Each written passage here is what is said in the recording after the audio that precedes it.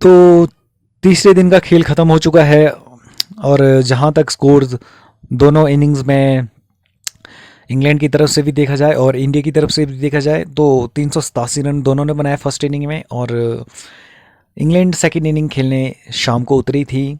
2-3 over हो सकते थे, लेकिन वहाँ पे जैक क्राउली थोड़ा सा टाइम वेस्ट करने की कोशिश कर रहे थे और जिस कारण जसप्रीत बुमराह का सिर्फ एक ही ओवर हो पाया कल और 2 रन बनाकर इंग्लैंड ने ज़ीरो विकेट।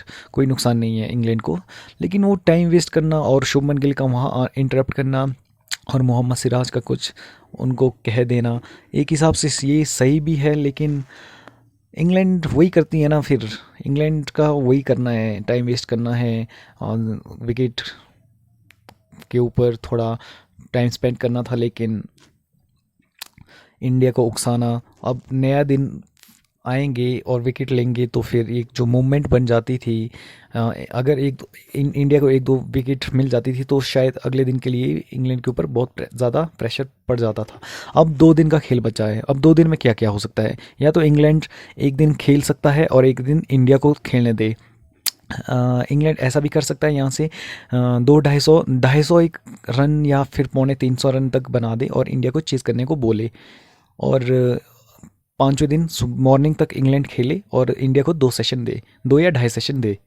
तो ढाई सेशन में अगर इंडिया ऑल आउट तो मुश्किल ही होगा, प्रोबेबली ज़्यादा ये ड्रॉ की ओर जा रहा है ये मैच। लेकिन अगर इंग्लैंड यहाँ से बेसबॉल क्रिकेट खेलता है तो फिर मुझे लगता है कि 350 तक अगर इंग्लैंड बना दे एक दिन में, जो कि कैपेबिलिटी रखता है इंग्लैंड क्रिकेट बोल्ट 350 तक रन बनाने का। लेकिन अगर यहाँ से इंडिया एक दिन खेलता है या ढाई दिन खेलता है तो इंडिया को जीत पाना 350 रन बहुत मुश्किल हो जाएगा। अगर इंग्लैंड ने 350 रन या 250 से 250 के आसपास रन खड़े कर दिए हैं, फिर इंडिया को यहाँ से जीत पाना, इंडिया को फिर ड्रॉ के लिए ही खेलना पड़ेगा। क्योंकि इंडिया ने पहले भी वैसे कर दिया 350 रन चेज करके।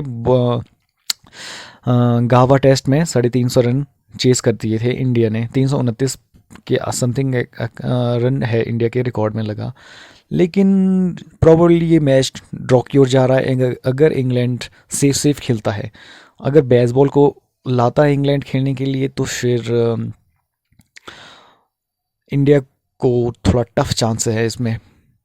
40-60 प्रेडिक्शन होगी इस मैच में जीतने के लिए, 60 इंग्लैंड एंड 40 इंडिया। अगर इंडिया ब्रेक थ्रू जल्दी जल्दी दिला देता है तो फिर अगर 200-250 के अंदर रोकता है और एक दिन इंडिया खेलता है तो फिर इंडिया ज़्यादा चांस हो गए इंडिया के जीतने के लिए। मतलब टेस्ट मैच में आप कुछ भी नहीं कह सकते हैं, टेस्ट मैच में आप प्रेडिक्ट कर ही नहीं सकते हैं, क्योंकि एक सेशन में आपको एक विकेट मिल जाती है तो फिर पीछे से लाइन लग जाती है।